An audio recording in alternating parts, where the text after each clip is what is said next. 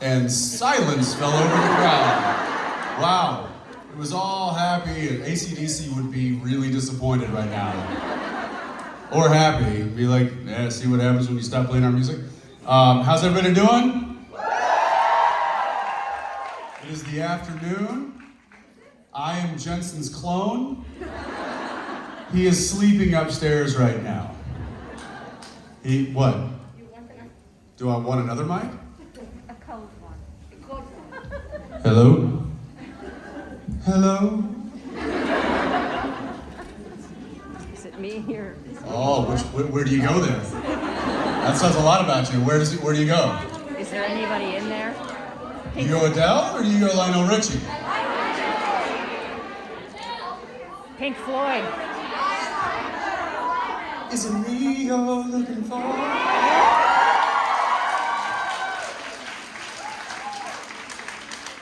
I know some of y'all out there going like, I've never heard that song. I just heard that song played by the man himself in person a few months ago. He still got it. Okay, I got this. I got this.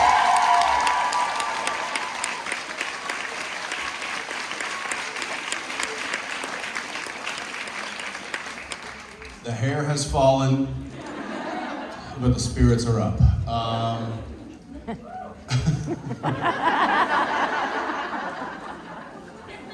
Can we talk about the hair for a second? Because I'm not a fan.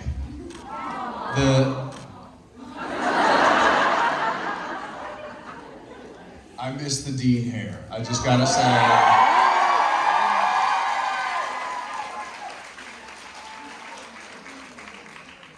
There was an effort just to like look a little different than I have for the past 15 years. And then, you know, Soldier Boy happened, which I looked a lot different for that. And then that beard, woo, we haven't talked about that. That was intense. Did I name it? No, I guess I should have. All I know is that it had more products than the rest of my body. Because you have to get the beard shampoo, and then you have to get the conditioner, and you've got to get the beard balm, and then there's the beard butter, and then there's the beard oil, and then, I mean, it was insane. And that was just like to keep it not looking crazy, and it was, but I didn't know. That was a new frontier for me, and this is something that's, I don't know what this is. I don't know what this is. It's up, it's down, it's floppy, it's. I can make so many comments there. It was so much easier when it was just short. What? Yeah, you look amazing. And you might need glasses, but that's another conversation. Okay, let's get some questions. How about over here? Hi. Hi, Jensen. I'm Sharon from London. Hi. Hi, I want to first of all congratulate you on your nomination for your Saturn Award. Thank you. So Anthony Starr, who plays Homelander on The Boys, he texted me. He was like, "Hey, congratulations on your Saturn Award." And I had like just heard maybe 20 minutes before he texted me that, and I was like, "Oh, thanks, man. That's great." He was nominated too. So I felt like a total dick, because it wasn't until like the next day I was like, "By the way, my bad." And he laughed and he's like, "Yeah, whatever, asshole." So my question is, if you could have a diabolical episode about Soldier Boy, what would it be about? A diabolical episode about Soldier Boy? Yes. I'll tell you one thing, if I could do, if I had my wish about the story of Soldier Boy, it would be a story that was back in time. It would be like I would want to see like what he was like in his Homelander prime, which I guess would be like the 50s, 50s or 40s, 50s, 60s, like that era. I think that would be really interesting. It'd be it'd be the boys Mad Men combined, which whoa. Yeah, so I think it would be in like what I would want to see is what that time period looked like for him. Well, that's the time he had founded Herogasm as well. Exactly. With Liberty. Ooh. Oh yeah, a lot to unpack there. A lot to unpack. But yeah, that'd be cool. Thank you. Thank you. Hi. Hi, my question is, you're in quite a few shows right now, like Big Sky and The Boys. You considering directing one of those episodes or another episode of Walker? Yeah, I love to direct. It is definitely a treat when I get to do that.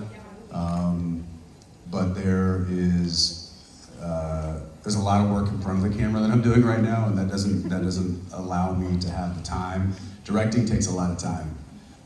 It's not just the 6, 8, 10, 15 days that it takes to shoot an episode of whatever it is, because like The Boys is like one episode is like roughly 15 to 20 days. Supernatural was 8 days. I shot my Walker episode in 6.5 days. Big Sky is 9, 10 days. So it just varies from project to project. I would actually love to direct a Big Sky. I don't think that's going to happen. That's not in the cards right now. There's also a little show that I'm hoping to direct in the new year called Winchesters. Oh, you've heard of it? That's going really well, and I think that's probably on the list of directing things to do first.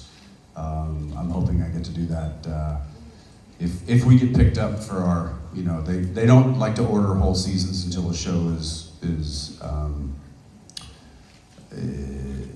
proven, and so we just got to get proven, and then hopefully I'll get to direct in the latter half of that season. So looking forward to that if that happens. Thank you. Hi. Hi. First of all, this is a request from an Argentinian friend, and he told me to say hi to El Caporal, which is the Spanish translation for soldier boy. Wait, what is it? El Caporal. El Caporal. Yeah. It's like a corporal, but it's like the corporal. I guess. That's how it translates into English, I would think, right? Anybody, right? Does that make sense? El Caporal?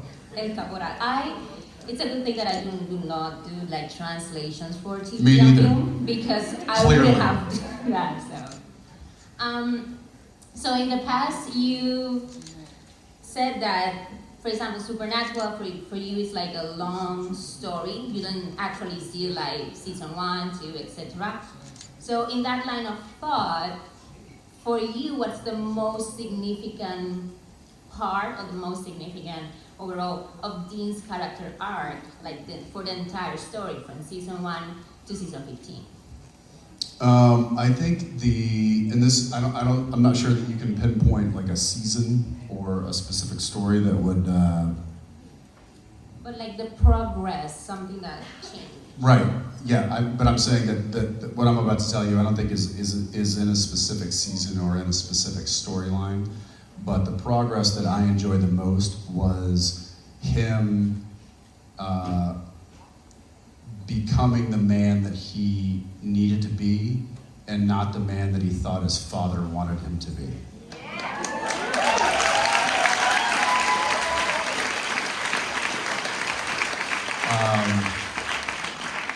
Obviously heavily influenced by his father, and that's a conversation we can unpack as well. But Dean was always, John's shortcomings aside, Dean idolized his father and looked up to his father, even though it may have not have been the best parent-kid relationship on the planet. It was what he knew. And I even deal with that in my real life sometimes. People are like, oh my gosh, like how do your kids deal with you being away for so long? Or how does your wife deal with you being, working so much and doing all this? And it's what we know. That's our normal. That is our normal. It's all they've ever known. It's all we've ever known. It's all that's ever existed within our family structure. And to say that that's wrong, or to say that that's not right, or to say that that doesn't fit inside what society says a family should be, I think is obtuse. And I think that that's...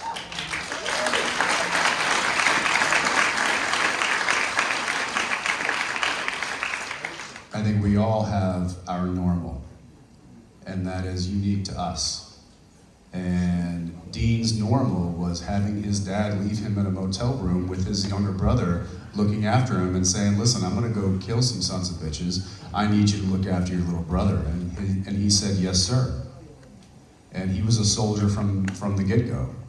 And he grew up to be a soldier.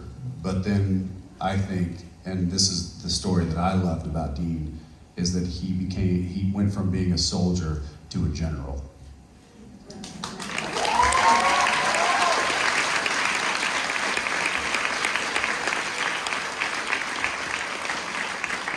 Hi. Hello. My question would have been for you and Jared, but since you know each other so well, maybe you can take an educated guess. Yeah, I can answer for him, no problem. Yeah, I'm sure you can. So after 15 seasons of Supernatural, which aspect of 17's personality was hardest to act? Was hardest to act? Yes.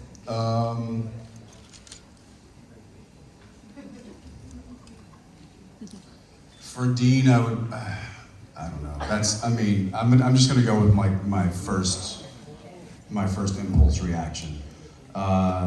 His insensitivity. I think Dean was very insensitive in a lot of situations. That's not something that I tend to be a little bit more sensitive, guys.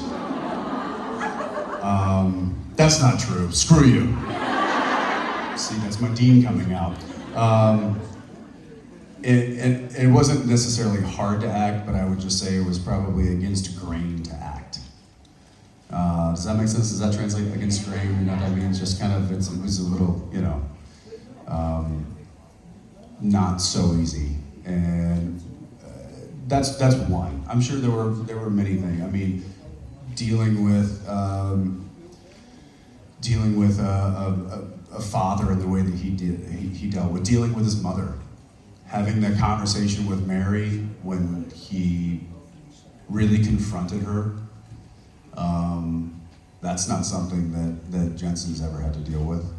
So it was probably more situational than it was character aspects. For Jared, I'll try and speak on his behalf.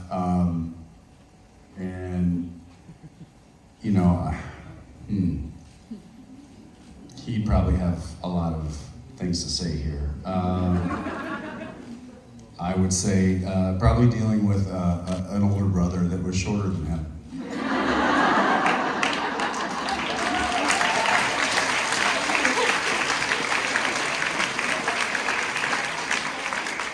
Because I don't know if you know this, but Jared has an older brother, Jeff, and Jeff is taller than Jared. Believe it or not. Yes, we know. Which makes him a giraffe. He is a doctor who is like 6'6" and walks in and he's like, all right, what seems to be the problem today? And you're like, nope, not you. You are not the problem, you handsome, tall son of a bitch, you. So yeah, Jared was probably had a hard time dealing with somebody who was, and like, that's the thing. Now, here's a little secret. Going on all these new sets, guess who the tall guy is?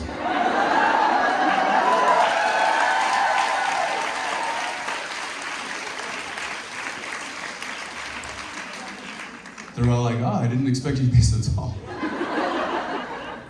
I'm I'm like, no, you haven't met Sasquatch.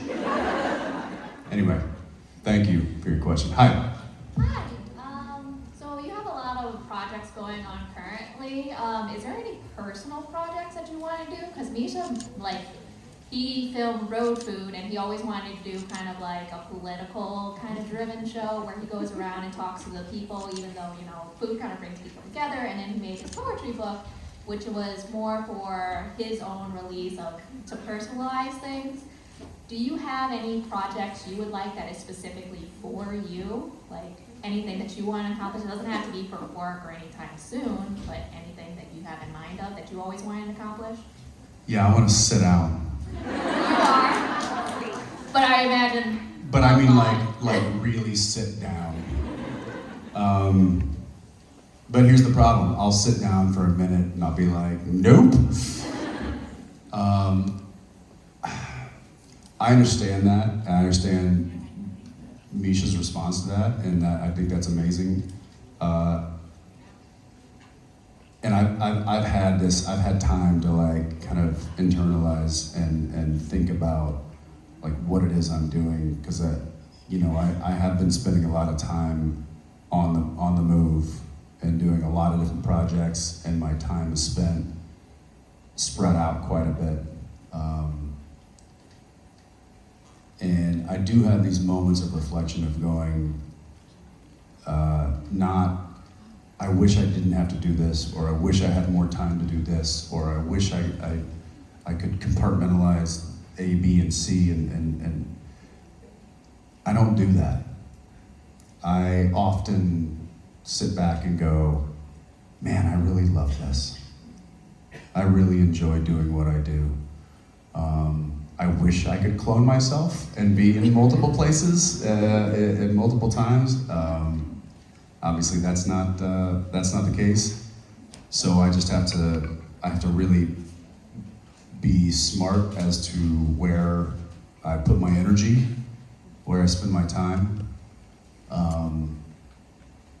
and I have to make sure that it fulfills my obligations, and that it supports my family, and that it fulfills me.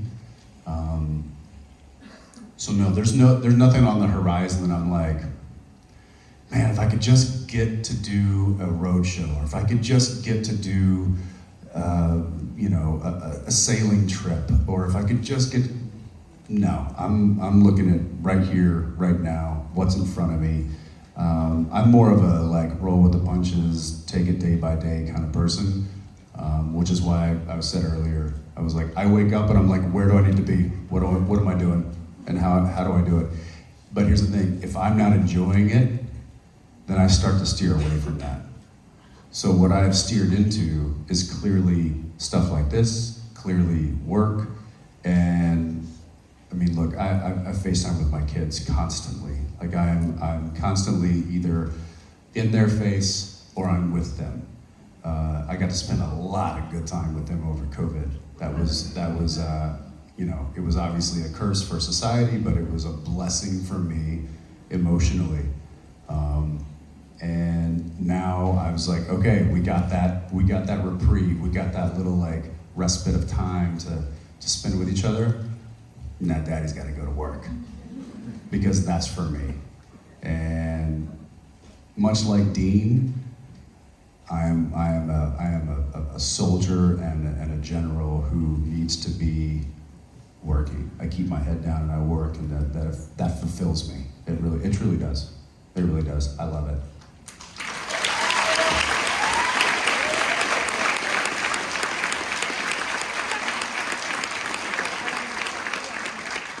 There was a COVID nurse who mentioned something to me earlier. Was that, hey, you're right there in line. Yeah, and she said that like you, I kept my head down and I just kept working, no matter how hard it was. And that meant something to me that you said that, because I feel like if anything, like that's the hardest thing to do, is to not look up and be distracted, or look up and be like, well, what about me? Or, well, give me accolades, or pat me on the back. I want an award, I want recognition. And sure, that's needed as a human, but I don't know. I'm somebody who's just like, nope, head down, keep driving, keep going, keep moving forward, because this, I love it. I just love it. I love the day to day, the hour to hour. It just fuels me. So, hi. Hi, I'm Camille. I'm from France, and I almost didn't come here because my dog ate on my passport. So I wanted to know, this is my question, do you have any funny stories that you experienced during your travels? Oh, tons. I've never had a dog eat a passport. Yet. Yeah. Your dog ate your passport. He's just a baby for now, so everything... So he just chewed it up. Yeah, but no, like, eat it, like... So like, really. oh, I haven't eaten in days. This looks appetizing. Okay. I'm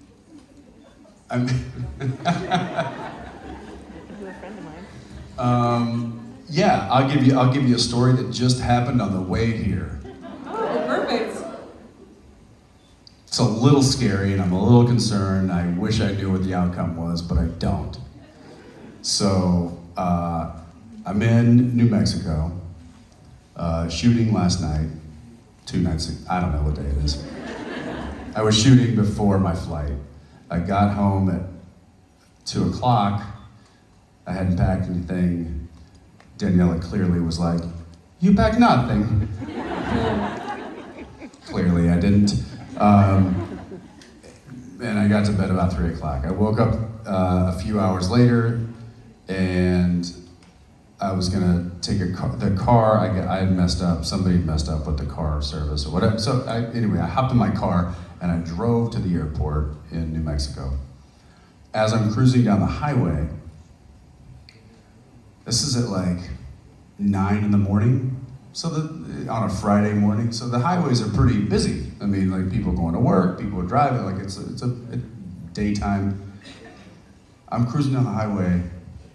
Here comes a car in the wrong direction, in my lane.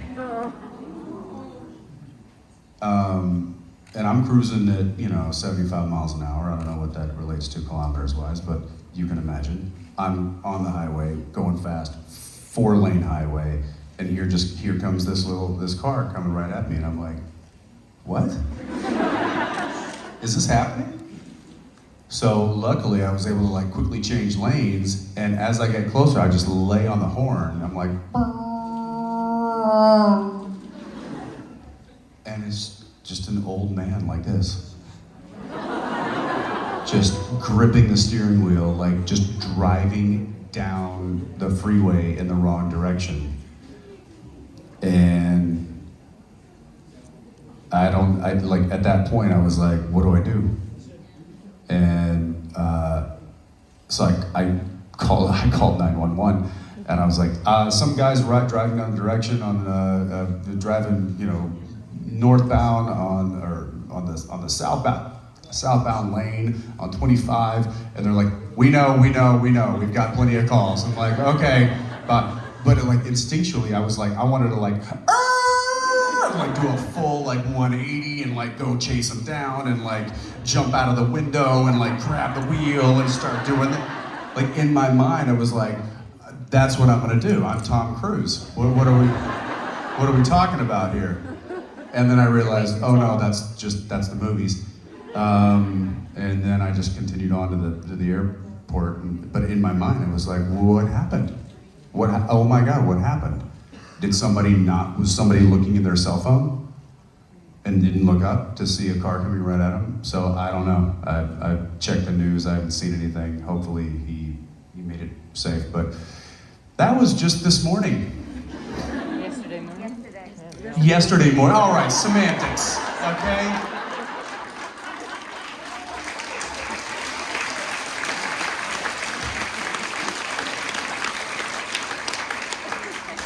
I went up to Toronto for a convention a few weeks ago, and in doing so, I had to get a work visa because I was going from Toronto to Vancouver to shoot a movie that I needed. You know, you go into a different country and you got to get a work visa. So I went and I was sitting in the customs hall there, and they it took like 2 hours. And in that 2 hours, I took photos with a half a dozen customs officials. And I'm like, yeah, no problem. Yeah, get in here. Yeah, awesome. Yeah. You think you could expedite? No? Okay, thanks anyway. Yeah, no, send your friend over here. That's fine. Yeah, hi, how are you? Yeah, officer. Yeah, okay, great. Yeah, hey, yeah. Who's handling my stuff right now? Can I take a picture with them? Because it's now an hour and a half. And they're fine. We're just getting it all taken care of and wrapped up. Okay, that's great. Oh, hi, yeah, come on, yeah, get in here. Let's do this. Yeah. Are you handling my paperwork? No? Okay, well, that's fine. Is anyone handling it? Is this just, they were very sweet. Found out that they had spelled my name wrong. And it takes 2 hours to correct that. So. Yeah, see? What's happening? And on that note,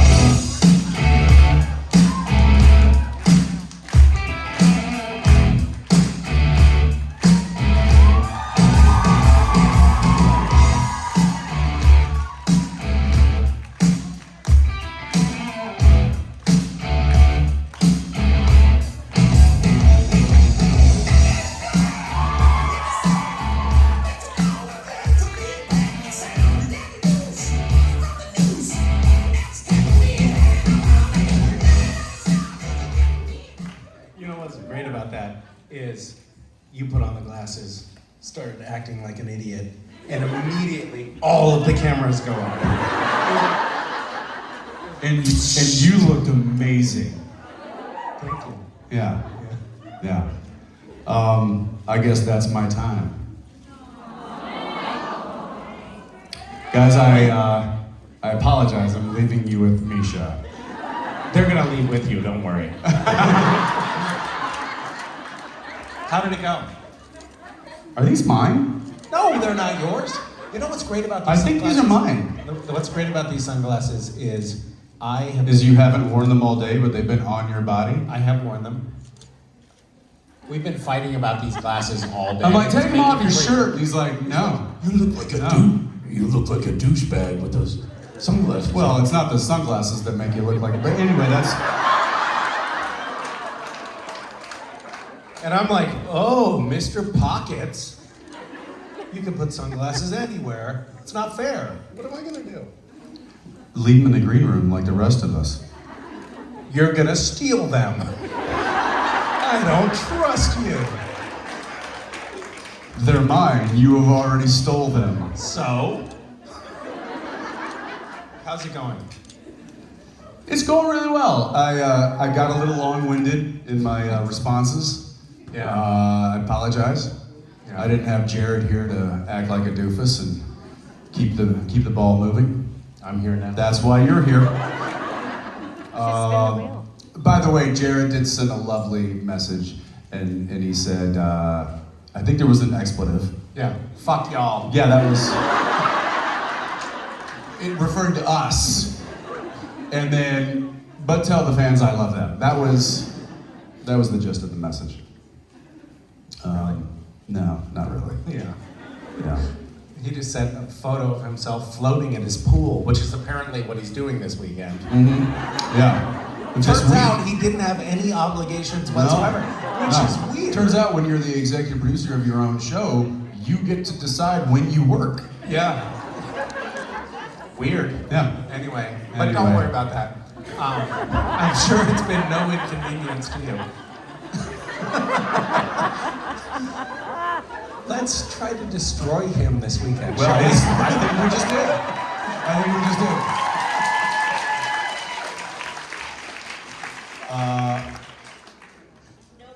look, in all honesty, like Jared's a little bummed that he wasn't here. Like I did send him some pictures and he was like, no, I don't have my phone on me. He's a little upset.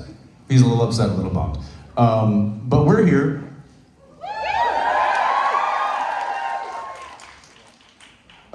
Unencumbered. Well, Yeah, a little bit. yeah. You talking about my glasses? No, I don't want to talk about your glasses anymore. I think I should go. Let you have. What? What? No. Hey, I have a question for you. Yeah. When I say hello, what is the next line?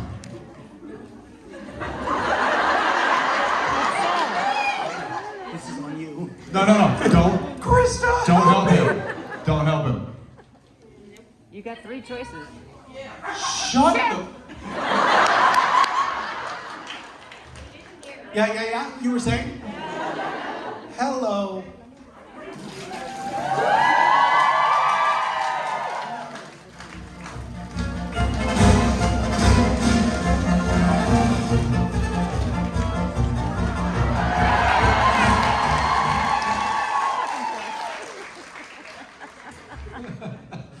That is, of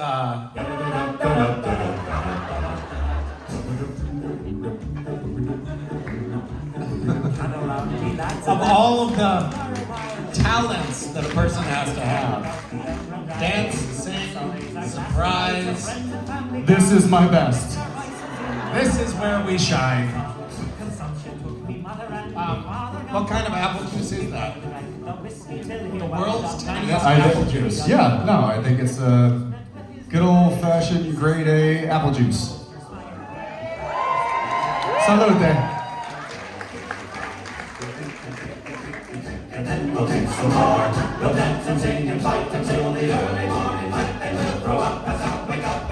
What is this they're playing?